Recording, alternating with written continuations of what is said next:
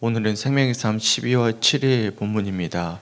요한계시록 11장 15절부터 19절까지 말씀을 통해서 오늘 우리들에게 주신 말씀을 함께 묵상하도록 하겠습니다. 우리는 계속해서 7 나팔에 대한 심판에 대한 말씀들을 묵상하고 있어요. 우리가 어제 말씀까지는 이제 6번째 나팔이 불려지고 7번째 나팔이 이제 다시금 오늘 본문 말씀에 불려지기 전에 3년 6개월 정도의 유예 기간 동안에 이제 남겨진 자들과 그들을 위해서 사명을 다해야 되는 성도들의 모습에 대해서 살펴보았습니다. 이 남겨진 자들을 위해서 온전히 그들을 회개케 하고 돌이키기 위해서 남겨진 자들이 이제 사명자들이 복음을 전하기 위해서 열심히 말씀을 먹고 그 말씀을 먹은 것을 선포했을 때 심한 핍박을 받고 박해를 받아왔음을 우리들이 말씀을 통해 살펴보았어요. 심지어 7번째 나팔이 불려지기 직전에는 이제 무저갱에서 짐승이 올라와서는 이제 복음을 전하는 성도들을 죽일 것이다. 죽고 사흘 반 후에 부활할 것이다 라는 어떤 말씀들을 우리가 살펴보게 된 것이죠. 이처럼 우리가 성도들이 이 땅 위에서 복음을 가지고 살아간다라는 것은 참 좁은 문을 통과하는 것과 다름이 없습니다. 달리 표현하면 심한 박해와 핍박 또한 우리가 세상의 어떤 좋지 못한 시선을 받을 수도 있다는 사실이죠. 우리가 예수를 믿으면 복 받는다라고 이야기하는데 이 복이라는 게 무엇일까요? 우리가 생각하는 복이라는 게 형통케 된다, 모든 것들이 세상에서 어떤 잘 되고 성공한다라고 생각할 수 있겠지만 진짜 복이란 바로 하나님 그분 자신이라는 사실을 기억할 수 있는 성주교회 성도들이 되시길 주님의 이름으로 간절히 축원합니다. 왜냐하면 그런 우리가 생각하는 기복주의적인 복의 관념으로 본다면 오늘 그리고 어제 말씀에 주어졌던 그 성도들의 모습은 절대 복된 삶은 아니었죠. 그렇지 않습니까? 예를 든다면 성경 인물들도 우리가 생각했을 때 복된 삶을 살았던 인물들은 그렇게 많지 않습니다. 대부분의 인물들이 심한 어려움과 박해 속에서 끝까지 믿음의 정절을 지키다가 순교를 하든지 아니면 끝까지 어려운 신앙의 여정을 걸어왔음을 우리들이 살펴보지 않았습니까? 대표적으로 사도 바울을 보십시오. 사도 바울은 로마의 시민권자를 가진 아쉬울 것이 아무것도 하나도 없는 그런 인물이었음에도 불구하고 그가 예수를 만남으로 완전히 인생이 역전이 되었죠. 어떻게 인생이 역전되었습니까? 세상적으로 보았을 때는 복받은 게 아니죠. 저주받은 거예요. 왜냐하면 로마의 시민권자를 가지고 있던 사도 바울이 도리어 사람들로부터 돌을 맞고 핍박을 받고 비난을 받는 그런 삶을 살아왔단 말이죠. 그래서 고린도후서의 말씀에 보시면 그가 얼마만큼 죽을 위기를 많이 넘겨왔는지를 스스로 자던적으로 고백하는 말씀을 우리가 보지 않겠습니까? 근데 사도 바울은 그게 복이라고 이야기해요. 자기가 약할 때 복이 되었다라고 고백하지 않겠습니까? 그것이야말로 복이라고 고백할 수 있는 이유는 사도 바울은 진짜 복이 무엇인지를 알았기 때문입니다. 그것은 영원한 영생의 복, 하나님이 바로 자기의 아버지가 되심을 또 예수님이 나의 구세주가 되셨음을 그가 진짜 경험했기 때문에 그가 고백하기 때문에 그가 진짜 복임을 우리가 말씀을 통해서 살펴볼 수 있지 않겠습니까?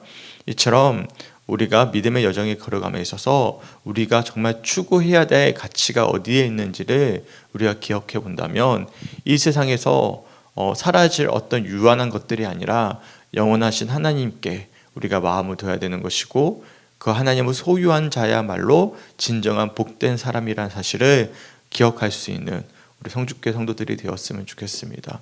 그래서 세상적인 시선으로 보았을 때 어떤 많고 적음과 어떻게 살아내는 모습에 우리의 마음이 위축되거나 우리가 어려워할 것이 아니라 우리가 오직 하나님이 나의 아버지가 되시고 예수님이 우리의 구세주가 되시고 성령님이 이 시간에 우리를 인도하신다는 사실을 우리가 믿는다면 이 삼위일체 하나님 우리가 신뢰하는 이 믿음 안에서 우리가 온전히 소망한다면 우리야말로 진짜 복된 사람이라는 사실을 기억하셨으면 좋겠어요.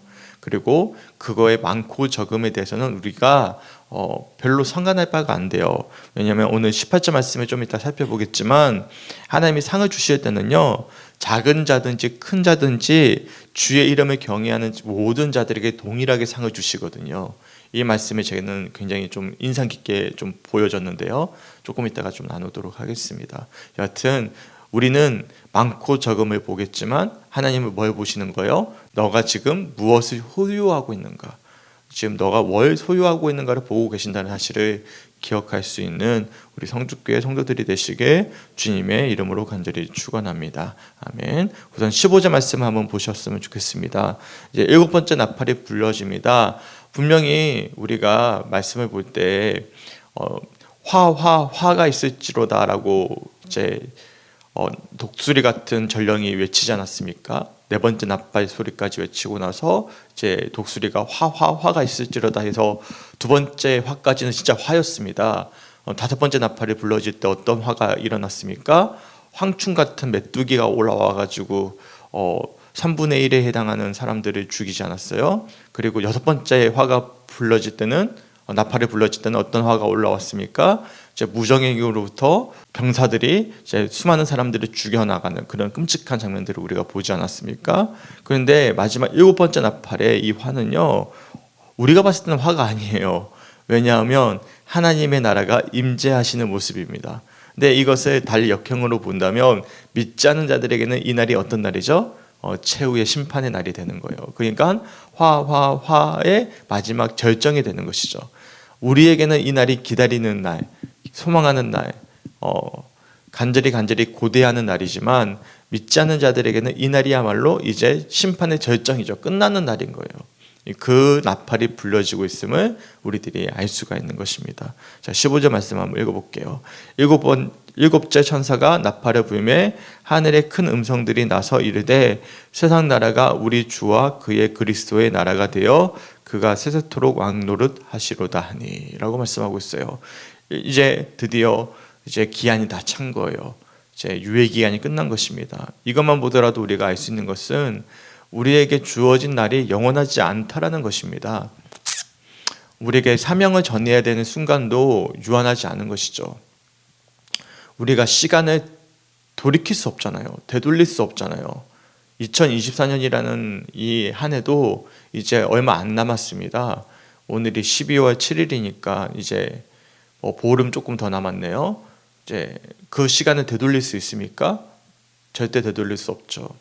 생애는 계속 흘러가는 거예요. 그러니까 우리에게 남겨진 시간은 크게 많이 남아있지 않은 것입니다. 저도 보니까 벌써 죄송해요. 불혹의 나이를 넘어서 이제 어떻게 보면 근데 제가 살아온 날보다 이제 살아갈 날들이 적을 수도 있는 그런 어떤 인생의 터닝점을 돌고 있는 기한점이라고 생각을 하고 있는데 점점 시간은 짧아지는 것이죠.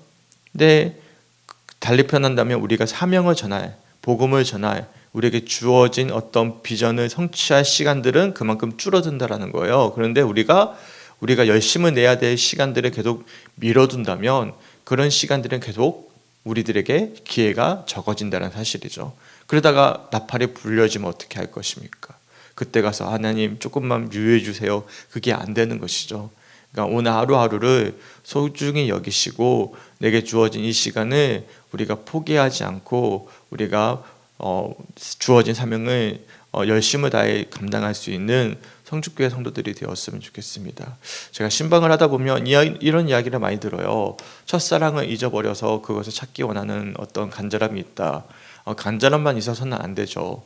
간절함을 가지고 있다라는 것은 너무나 소중한 것이지만 이것을 계속 유예시키면 안 되는 거예요.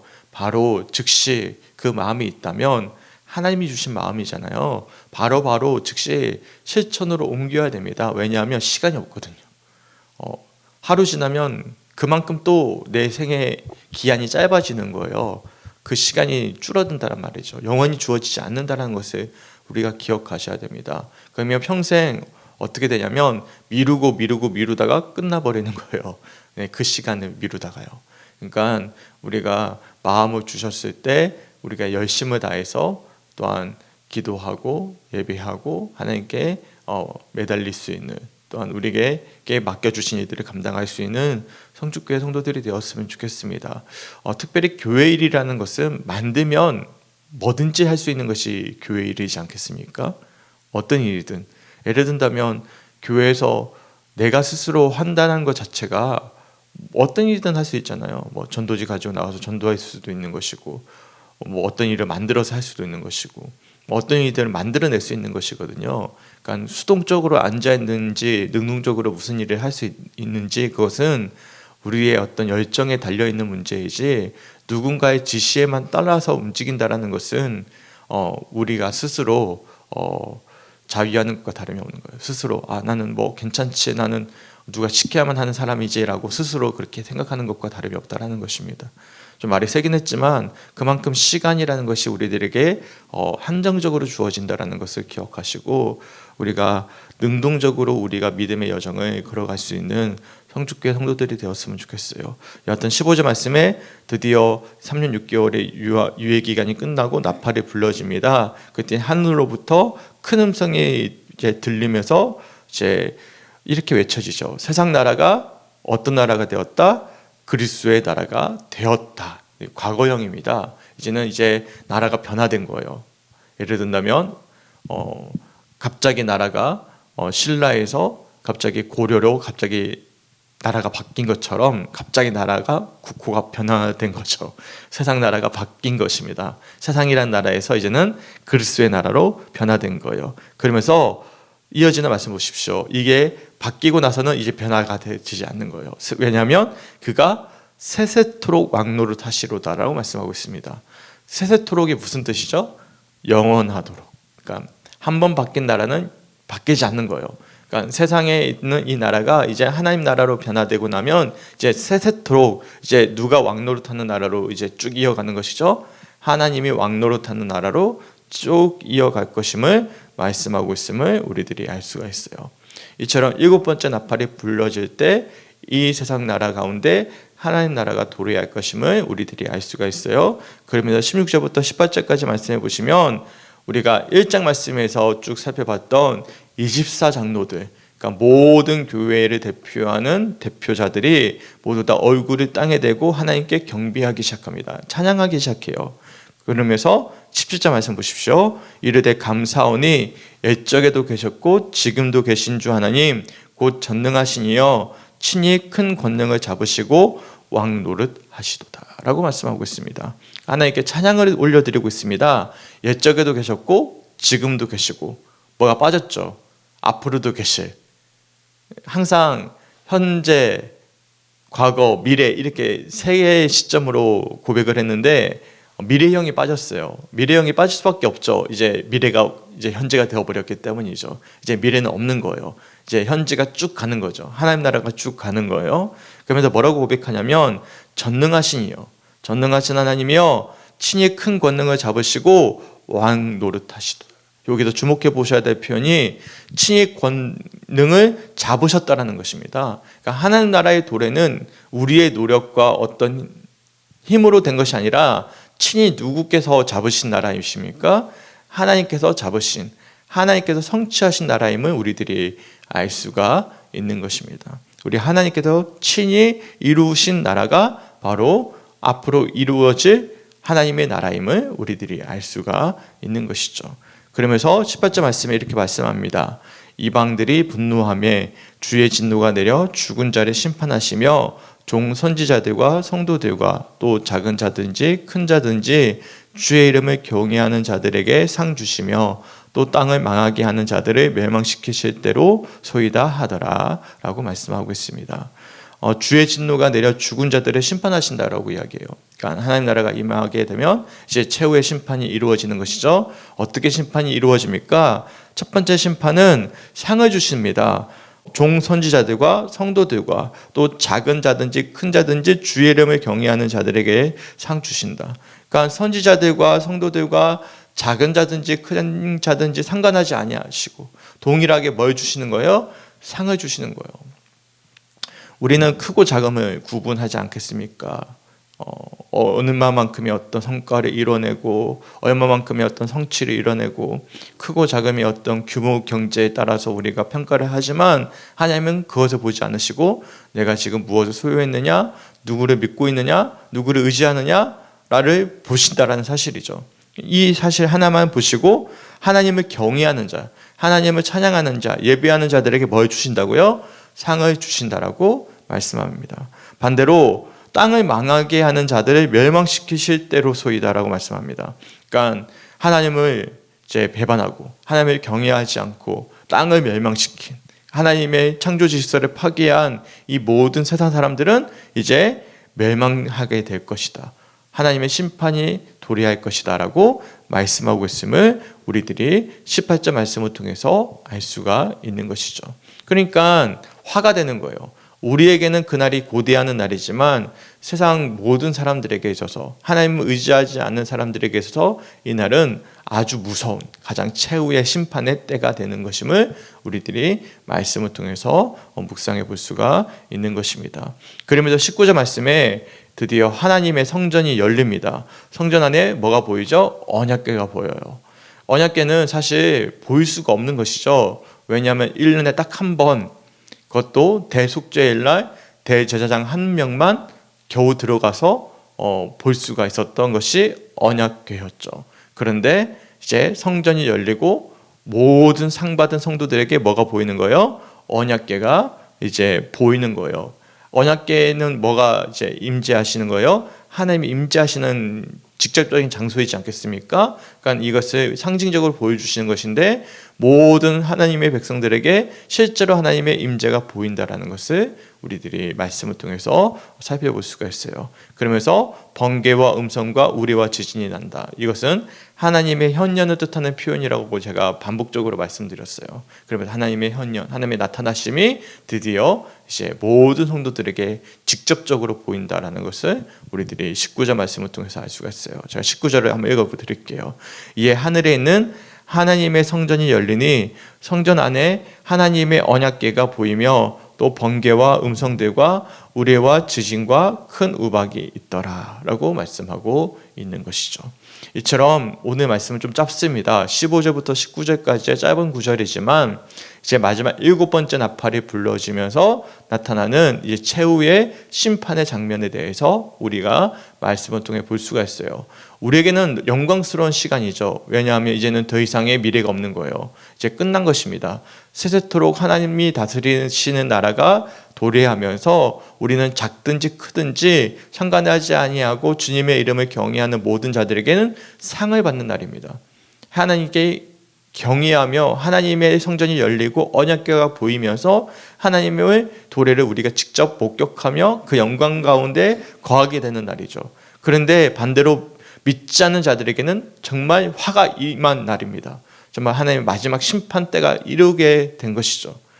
더 이상 미룰 수가 없는, 더 이상 돌이킬 수도 없는, 회개할 기회조차도 없는 마지막 멸망되는 날이 도래한 것입니다.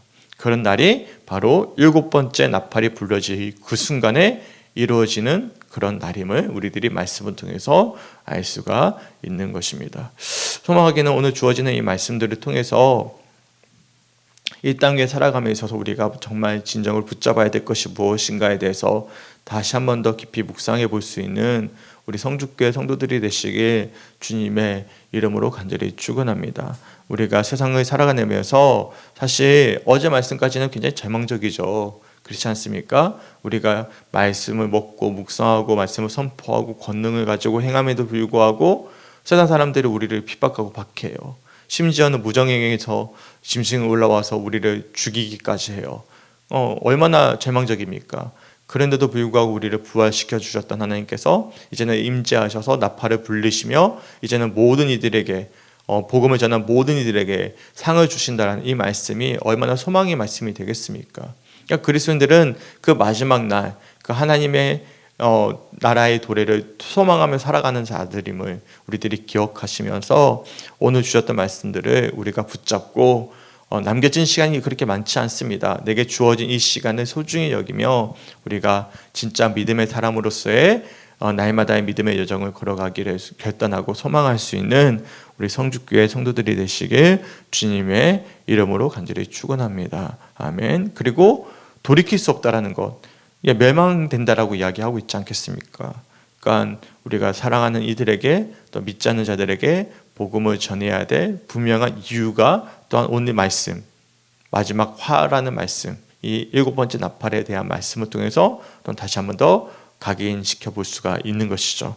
소망하기는 우리가 정말로 우리들에게 주어진 사명을 잘 감당할 수 있기를 바랍니다. 특별히 19절 말씀에 하나님의 성전이 열리고 성전 안에 하나님의 언약궤가 보인다라는 말씀, 그리고 번개와 음성과 우레와 지진이 나는 이 하나님의 현현의 모습이 앞으로 우리들에게 보여질 모습이라고 우리가 기억해 본다면, 하나님의 임재를 우리가 소망하면서 이제 우리가 온전한 예배자로서의 삶을 살아내기를 또한 결단할 수 있는 우리 성주교회 성도들이 되시길 주님의 이름으로 간절히 축원합니다. 이처럼 우리가 11장 말씀 우리 쭉 살펴봤고요. 우리가 12장 말씀은 이제 내일은 새벽 기도회가 없기 때문에 주일 오예배 시간에 12장 1절부터 6절까지 주일 말씀을 오예배 시간에 좀 나누도록 하겠습니다. 오예배 시간에 우리가 생명의 삶 가지고 나누고자 하니까요. 이제 이 새벽기도 오신 분들이랑 새벽기도 말씀을 듣는 분들은 생명의 삶을 지참해 오시기 바라고요. 그래서 우리가 함께 또 묵상해 보시고 함께 나누도록 하겠습니다. 오예배 시간에 우리가 주일날 말씀을 이어서 나누도록 하겠습니다. 우리 함께 기도했으면 좋겠습니다. 토요일은 교회를 위한 기도인데요. 첫 번째 기도 제목은 하는 일이 달라도 하나님을 사랑하는 사람들이 모인 우리 교회가 하나님이 기뻐하시는 공동체를 만들어 갈 수 있도록 기도해 주셨으면 좋겠습니다. 두 번째 기도 제목은 누군가 애통하며 드리는 기도의 응답이 우리 성도와 교회가 될 수 있도록. 세 번째, 험한 시대에 교회가 할 일을 알게 하시고 지혜 주셔서 지역사회와 다음 세대와 불신자들에게 기준이 될 수 있는 삶을 살아갈 수 있도록 함께 기도해 주셨으면 좋겠습니다. 우리가 정말 다른 성도들이 함께 모여 있잖아요. 하지만 우리가 믿음 안에서 하나 될 수 있도록 기도해 주셨으면 좋겠고, 누군가는 애통하며 기도드리고 계실 텐데 그런 애통하며 드려지는 기도가 응답되어지는 성도들이 될 수 있도록 기도해 주셨으면 좋겠고, 그리고 세 번째는 이제 당회와도 관련된 기도 제목일 수 있겠지만, 이제 2025년 사역을 위해서 여러 가지로 계획하고 있는 가운데 있는데 저 혼자 계획하진 않을 겁니다. 우리가 조만간 돌아오는 주중에 우리 장로님들과 먼저 만나서 일정을 잡을 건데요. 기획위원회 세미나를 좀 열어서 우리 성도님들과 함께 오랫동안 좀 간담회 형식으로 함께 좀 이야기를 나누는 시간을 가지고자 합니다. 그런 시간들을 좀 가지면서 우리 교회 미래의 비전을 좀 세워가는 시간을 가지고자 하는데요. 우리 성도님들이 함께 동참해 주셨으면 좋겠습니다. 그게 아마 넷째 주나 셋째 주나 주일날이 되지 않을까 싶기도 하고, 그런데 여하튼 좀 의논을 하고 그렇게 좀 이야기를 나누고자 하는데, 여하튼 우리 성도님들이 기도해 주시고 당일을 이제 당일다운 당일을 좀 하기 위해서 우리 성도님들이 각자 기도해 주시고 믿음으로 잘 준비해 주셨으면 좋겠습니다. 우리 함께 기도했으면 좋겠습니다. 참, 그리고 돌아오는 주일날 내일이죠. 네, 정말 은혜로운 주일이 될 수 있도록 또 많은 성도님들이 함께 오셔서 예배드릴 수 있도록, 우리가 또 새신자가 안 오기 시작한 지가 좀 됐거든요. 김유찬 장로님네 가정이 정착하시고 나서 또 새로운 가정이 정착하기가 한 시점이 흘러가고 있기 때문에 새로운 가정에 또 정착할 수 있도록, 오실 수 있도록 우리가 중보해 주셨으면 좋겠습니다. 우리 함께 기도하도록 하겠습니다. 하나님, 너무나 감사합니다. 하나님 은혜 가운데 함께 하시고 붙잡아 주셔서 7번째 나팔이 불러질 때 하나님의 놀라운 은총과 은혜가 얼마만큼 귀하게 하나님 전해지고 있는지를 말씀을 통해서 돌아보게 하심에 주님 너무나 감사합니다. 오늘 주어지는 이 말씀들이 오늘 우리들에게 참된 소망의 말씀이 되게 하여 주시고 은혜의 말씀이 될 수 있도록 주님 인도하여 주셔서 우리가 어떠한 핍박과 환난 속에서도 남겨진 생애 속에 사명자의 삶을 온전히 살아내기를 결단할 수 있는 성주교회 성도들의 삶이 될 수 있도록 인도하여 주시옵소서. 특별히 교회를 위해서 기도하기 원합니다. 하나님, 우리 교회 모두 성도들이 하나 되게 하시고 애통하며 울며 기도하는 자들이 응답받게 하시며, 특별히 2025년 계획을 세울 때 온 성도들이 한 마음이 되어 한 뜻이 되어 또한 많은 안건들과 많은 계획들을 함께 나누면서 아름다운 하나님의 뜻을 이루어가는데 귀하게 쓰임 받을 수 있는 우리 교회 성도들 또한 우리 교회가 될 수 있도록 인도하시고 역사하여 주시옵소서. 돌아오는 주일날 내일 있을 예배 가운데 함께 해주시고 하나님 영광 받아 주시옵소서. 온 성도들이 함께 예배하게 하시고 또한 새로운 발걸음을 인도하여 주셔서 함께 예배할 수 있도록 주님 인도하여 주시옵소서. 그래서 정말로 기쁨으로 또한 위로와 아버지의 감격이 가득한 대림절 둘째 주 주일 예배가 될 수 있도록 인도하여 주시옵소서. 감사드리며 우리를 사랑하시는 예수님의 이름으로 간절히 기도드렸습니다. 아멘.